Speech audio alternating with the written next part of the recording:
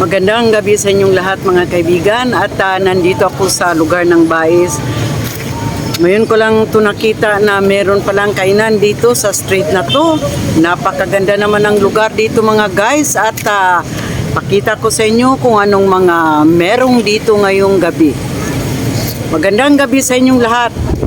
Ang kanilang mga kainan mga kaibigan at habang ganitong oras ay maraming kumakain dito sa street ng hindi ko alam po anong street dito ha, pero ito is pinaka masarap yata at nandito yung mga pagkain nila mga kaibigan at yung iba naman ay ito na sila, kumakain na sila at napakaganda ang lugar. So this is my first time na nakita ko dito na marami palang mga yung mga pagkain na pwede nilang mag-order.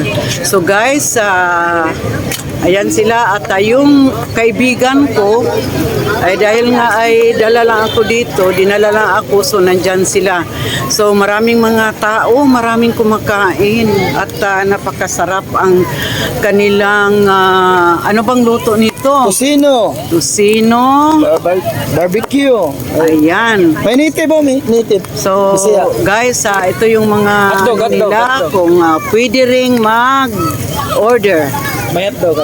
So, doon naman ako doon sa kabila at maglakad naman ako.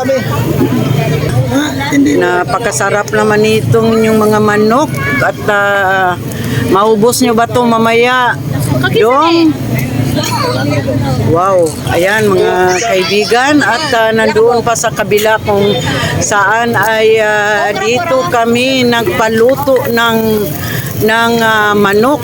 So ito na nga guys, maraming nagtitinda dito is every every gabi pag alas 6 or alas 5 is handa na sila sa kanilang mga paninda dito sa street na to. Unsay yung street diri do? So ito palang tinawag nila na Aglipay Street kung saan ay maraming kumakain pag ganitong oras. So ito yung kasama. Nandito si Pobreng Asyendera kung saan ay kasama ko ngayon at nandito ang kanyang mga classmate noong high school. O mga kaibigan, tingnan nyo naman ang daming kumakain ngayon dito sa Aglipay Street ng Bais City. Wow! So guys, ito nga unang kain ko dito ng kanilang mga masasarap na mga manok. Kaya ang manok nila dito isa merong native, meron din yung hindi native. Pero guys, talaga promise, wala na akong masabi pa. Ito yung unang tapak ko dito, unang kain ko dito ng Aglipay Street kung saan ay paghapon isa handa na ang lahat ng kanilang mga paninda. So ito mga kaibigan sila, ang daming kumakain. Wow! At ako naman is busog na, isang puso. Okay sa alright. Isang ano lang yun, isang puso okay na sa akin. Guys, ayan sila diba? Ayan. So yun nga ang tinatawag nila na puso or sama na in English? Hanging rice. Ha? Oh, hanging rice pala. Nakalimutan ko. Ito yung order namin sa akin ng isang puso is sapat na. Napakasarap at syempre hindi naman matigas ang loob kaya tuloy-tuloy ang sarap namin na kain ngayong gabi. So ito na yung nila mga kaibigan, nag-aso-aso pa, umuusok pa.